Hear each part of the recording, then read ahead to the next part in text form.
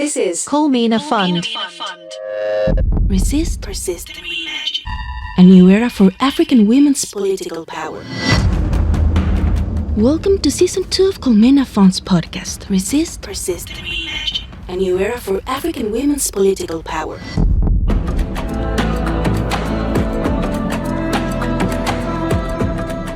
Our guest today is the Honorable Fadzayi Mahere, a prominent lawyer, political leader, and advocate for human rights and democracy. Her path shifted in 2016 while teaching law at the University of Zimbabwe. As she scrutinized government decisions for her students, she realized the state was acting unlawfully and decided she could no longer remain on the sidelines. In this episode, we dive deep into the cost of speaking truth to power. Fadzayi shares her experience of being imprisoned and the unique barriers women in Africa face when navigating a political system built for men. From patriarchal conditioning to the systemic lack of financial and holistic support. But we also talk about hope. We explore her vision for a Zimbabwean dream and why she believes that courage is vital to transform the continent. Let's get started.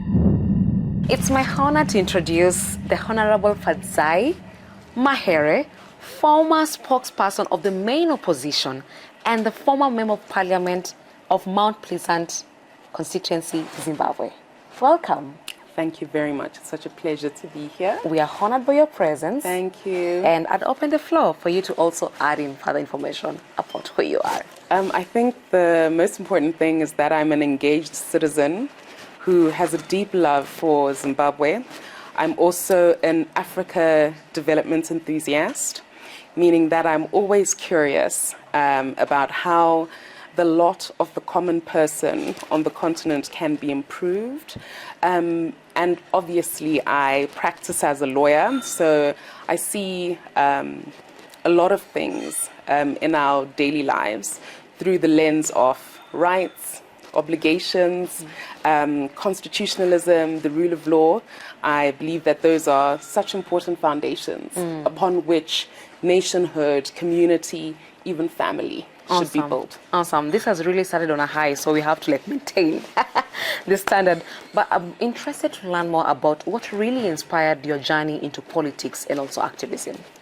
That's an interesting one. I came out of the womb knowing I'd be a lawyer. So nice that was always going to happen. And I think the advantage of reading law is that it gives you huge privilege in as far as understanding the structure of the state, how power is transferred, how it's transacted, and how it's supposed to be used, the institutions of state, how power is negotiated.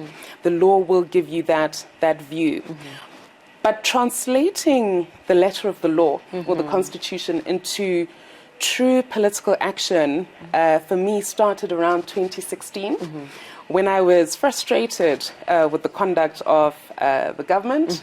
I was teaching administrative and local government law at the University of Zimbabwe at the time, and property law, and I was also practicing as an advocate. So I was scrutinizing almost every decision of the government for the benefit of my students, and I just realized every single day that the government was acting unlawfully, outside the confines of the law, acting unfairly, acting irrationally, and I just started to write first. And then I started to write for public fora, and then I started to speak and openly debate, and obviously coincided with the rise of this flag. So I, for the first time, felt that there was space for me to participate. I wasn't your typical political activist at the time, because, you know, they will say you are middle class, you speak different, you are different. So I wasn't your typical politician, but I found space at that time, and that's when I became politically conscious. Inspiring, really inspiring. From where you come from, Fadzayi, what are some of the barriers and challenges that you have been able to identify that prevent women political leaders, or even women's participation in politics, for them to be able to engage meaningfully and freely, especially those from marginalized and diverse identities and backgrounds? What are some of these challenges? So I think if you come from a jurisdiction like Zimbabwe, where the democratic space has shrunk, it's always going to be difficult to be any sort of politician, political actor, or engaged citizen. But that difficulty is magnified a million times if you're a woman. And this is primarily because of just our societal context. You don't speak as a woman in African culture. Yeah, patriarchal conditioning. Even on the day of your lobola, you're seated somewhere in some corner, putting your head down. As they decide on your behalf. As they decide on your worth. And they negotiate and transact and decide whether or not the marriage is going to happen. Your opinion is not sought, and you barely get anything out of the process, the ceremony. And look, I respect it. I understand its underlying ethos, but I do think we can see the complexity. But what that shows you is that already an African culture is not wired for a woman to be vocal. It's certainly not wired for a woman to be vocal to men. Because remember, when the men decide, the women are outside working, cooking, cleaning, serving everyone else, the rest of the family. And certainly you don't speak truth to power to an older man, someone old enough to be your grandfather. Now, what you'll find on the African continent is that a lot of our leaders are the age of your grandfather, in their 80s, and you are, quote unquote, a young girl. And I say girl advisedly because, you know, customarily under customary law, they view women as perpetual minors. So it's countercultural for a woman to speak. And it's even more countercultural for a woman to be involved in politics. And I think that's the biggest barrier. And it's not something that's unique to the patriarchy. Even other women, if you tell your friends that you're getting into politics, it's not as though they say, oh, you go, girl. If you tell your mum, who educated you and raised you to be powerful and courageous and confident and articulate, you tell her you're getting into politics, she's not going to say, oh, you go, my child. She'll say, whoa, whoa, whoa, whoa. Why don't you just calm down, get married, continue with your neat law work, and just, you know. So I think our social conditioning does not like women involvement. And for me, that's been the biggest barrier.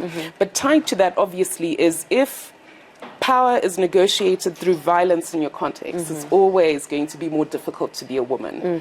I mean, if the police come into Parliament, riot police, armed, it's difficult. That hits differently if you're a woman. You really have to learn how to literally defend yourself physically. Also, prison, if you get arrested for tweeting or protesting, as the case may be, as does happen in Zimbabwe, prison hits differently for women too. Prisons don't have clean running water. And that's different for a woman than it is for a man. A man can, you know, not bath for 3 days, but if you're menstruating, like, how are you going to live like that? There's no toilet in the cell. There's a little, I can't even call it a bucket, smaller than a bucket, like, you know. How are you supposed to just live with dignity under those conditions? So all of it, I think, is wired against women, and this is obviously further compounded by online violence. If you want to discredit a woman, it's so easy. You just scandalize her, make up a lie that she's having an affair with a married man, or if she's a bit bloated, say, look, she's pregnant by the party leader. And you know, people sometimes look at that and say, look, it's just too high a cost to pay for being involved. I'd rather just, you know, live a quiet life, mind my own business, do my own thing, and not get involved. Interesting. So as much as it's very imperative for us to be able to point out and acknowledge the different barriers and the challenges that we face as women across the continent and even around the world, are there opportunities within the same context as well, amidst all these barriers? Absolutely. And I think what I've learned from my participation in politics over the years is that for every challenge, so-called, there's a huge opportunity. There's an opportunity to demonstrate strength. You know, if people don't believe that you are competent, you show them your best competence that day. If people think that they will silence you by telling lies or defaming you, you continue to speak out. And the electorate or your constituents want someone who is strong, someone who can fight back, because that shows them that you'll be able to fight competently in their corner. I also think it's important to, because you're different in the political space as a woman, like people are already taking note of you. And I think once you have that spotlight, it's an opportunity. Even though people want to talk about your marital status or whatever else, or your hair that day, to really inspire a new way of doing politics, completely shift that conversation into a conversation about where to take the nation, how to rebuild Zimbabwe as the jewel of Africa, how to grow the economy that's been in the doldrums, how to ensure that our society is inclusive, how property rights can be respected again, how to make it an attractive destination for big patient capital, how to ensure that we resolve the debt crisis, how we speak about preserving the environment, making the climate change conversation one that actually works for us, talking about the advances in technology, AI, speak about things that you believe are important for the building of a nation. Now, shifting the gears, you've faced severe persecution during your political career, and it will be very inspiring to even our audience to understand what actually inspired your perseverance, despite the challenges you faced. I think it was the fourth time that I'd been arrested and jailed, and this time it was for a tweet. A tweet where I was speaking out against police brutality and the alleged killing of a baby in the throes of an act of police violence. I remember when because there's no remand cell, there's no holding cell for women in Zimbabwe, it's a colonial relic. You get taken to Chikurubi maximum prison. So in other words, you get housed together with convicted murderers, convicted robbers, convicts, and as I indicated, it's in the most egregious conditions. I remember sleeping in that cell, and sleep is a strong word because you're basically on the floor on hard concrete with wet blankets that are stained, and the stench of urine punches you in the nose, you actually almost feel like you're losing your sense of smell. And there's just sickness everywhere. Everyone is coughing and spluttering in your face because you're all squashed in that cell. I remember just waking up one night and saying, because of this, I'm going to speak out. Nobody should ever have to go through this, especially when you're on the side of right. And, I was obviously acquitted ultimately, and the court made a finding that I'd been charged with a crime that literally doesn't exist. But it was just the sheer... I was like, if they can go this far to try and silence me, I'm going to speak more. Like if they're going to give me one, I'll give them one over and keep speaking, because we don't want a society where people live like that. When they fought for our independence, they said they were fighting for the dignity, for the prosperity, equality of Black people. And so, the lives of Black people must improve. The lives of local Zimbabweans must improve. And that's all we're asking for. Nobody wants to wake up every morning fighting the government. But what you do want is for everybody to live a decent life. In this ecosystem where we say we're all holding our hands together in bringing an impactful change, for example, within the women political leadership space, how can philanthropies and also funds like Colmina support democratic initiatives and also women's political leadership, especially in the global south? I think one of the biggest challenges with participating in the political space as a woman is that the superstructure just doesn't give money to you. But not just money, it doesn't give you support, it doesn't give you solidarity, you're literally on your own. And I think every context might be different.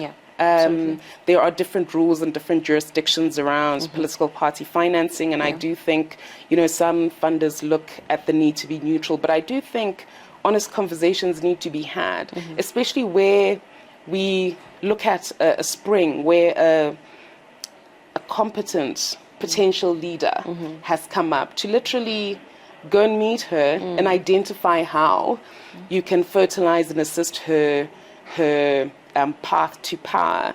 And I must say, it's not always money that's required. Sometimes raising money, if you are able to articulate a plan for progress, and And if your motives are well articulated and people feel inspired by that, I find the most effective way to fundraise is crowdsourcing from your constituency, because then everybody buys in. So it's not always the money that I found lacking. It's just the bigger support when it comes to a politician that's now fighting like structures and systems that are much bigger than that person. And I think the concerns will be individualized, and it's important to sometimes try and zone in instead of trying to like do a blanket sort of approach, to go to the subjective needs of individual women. For some, they might need money, some might need the building of a profile, some might need training in communication, some might need help with mobilizing, some might need literally just an introduction to someone who would help them. So I think we really must be intentional and quite granular about the support that we give. Awesome. And as we wrap this amazing episode that you've really graced us with so many richness in terms of perspectives, what does democracy mean to you? So, democracy means building a society where the citizens are genuinely happy. They have food on the table, they have shelter over their heads, they have access to quality education, quality public health. And regardless of your station in a society, you can live with dignity. And how that democracy is arrived at, I think, is a function of the quality of leadership we have. Africa is so well resourced. I mean, this G20, you know, it's funny, they say the 20 richest countries. But then if you look at it in terms of, if we were to count by, like, what's the measure? Is it gold? Because those aren't the 20 richest gold fields, countries gold producing in the world. You know, if we're talking about cobalt or diamonds, like, what is the measure? So what you'll find ultimately is that Africa is not poor, it's poorly managed. And I think until that changes, you know, even the word democracy, democracy is not just ticking the box of having an election every 4 years or 5 years, just so that you can go to the AU, get your congratulatory statement, and then go have a military parade, and invite a few of your boys, your friends. That's not what democracy is. Democracy is listening first and foremost to the people who you're meant to represent, hearing them, hearing their concerns. You know, when we speak of the will of the people, we have to be sincere in listening to the will of the people and acting on the will of the people. Democracy or political power is not about you, the leader. You are meant to serve the will of the people who voted you into power. And I think that's too often forgotten. And we play democracy. We don't live democracy on the continent. And then we start to lie to each other that it's a westernized concept, which it's not.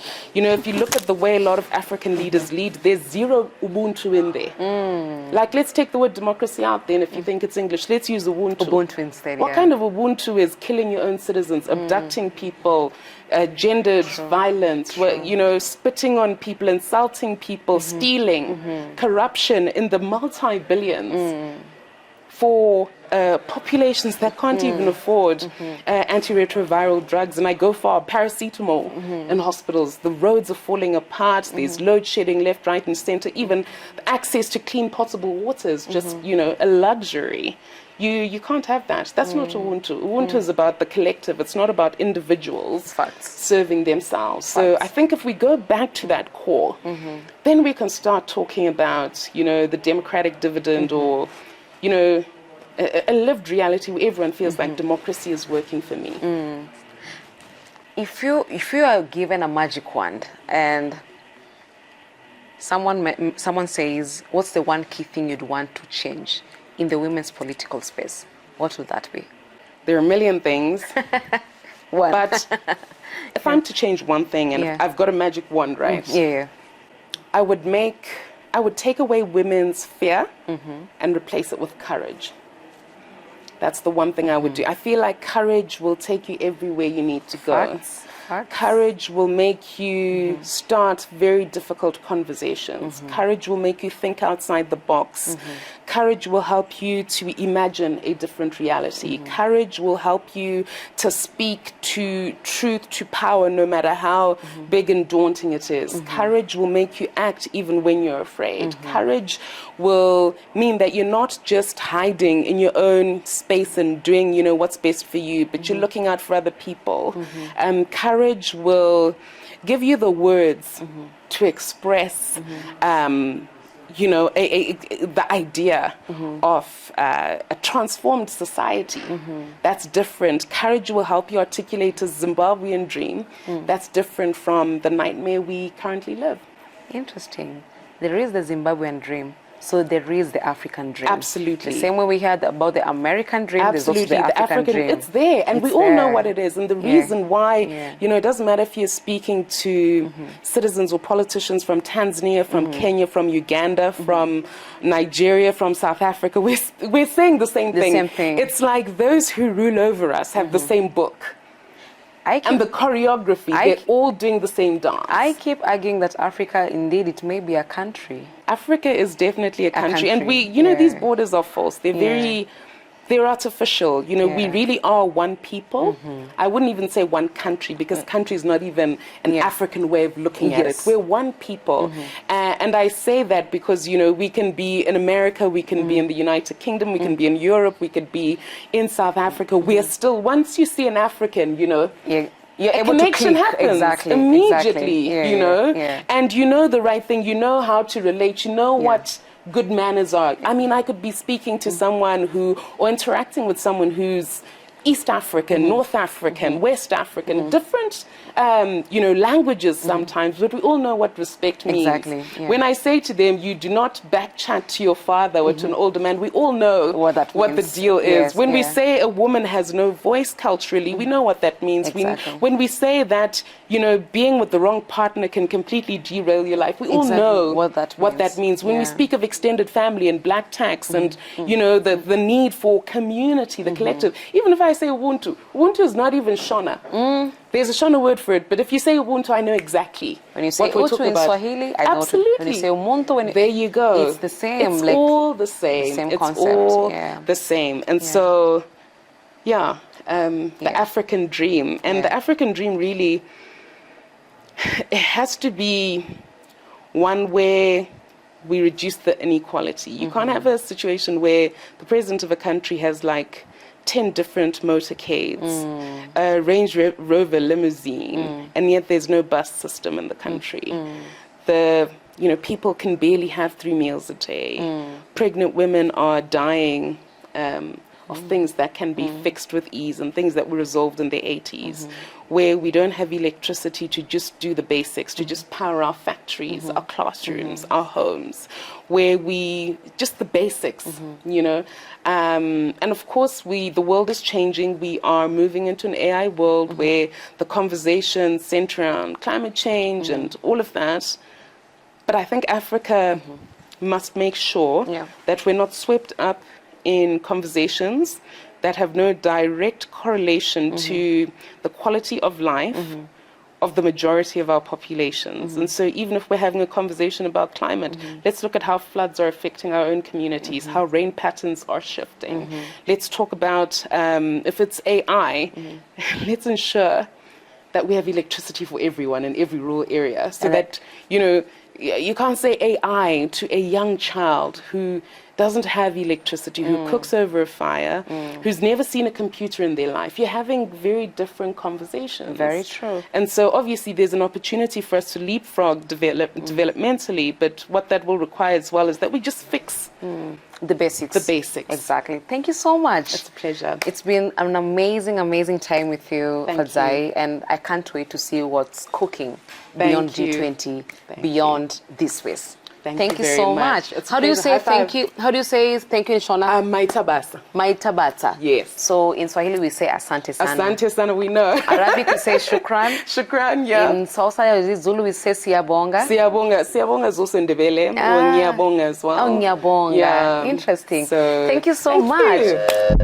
Resist, persist. We've reached the end of our episode. We are thankful to our guest and our host Lilian Boothie for this insightful conversation about the present and future of politics for African women. If you like this episode, please don't hesitate to listen to the full series of Resist, Persist and Reimagine, a new era for African women's political power, available on your favorite audio platform. Don't forget to share and comment on this episode. You can follow Colmena's Fund's work on social media on Instagram, Facebook, LinkedIn, Blue Sky, and YouTube. Until next time, resist, Persist and reimagine. a new era for African women's political power.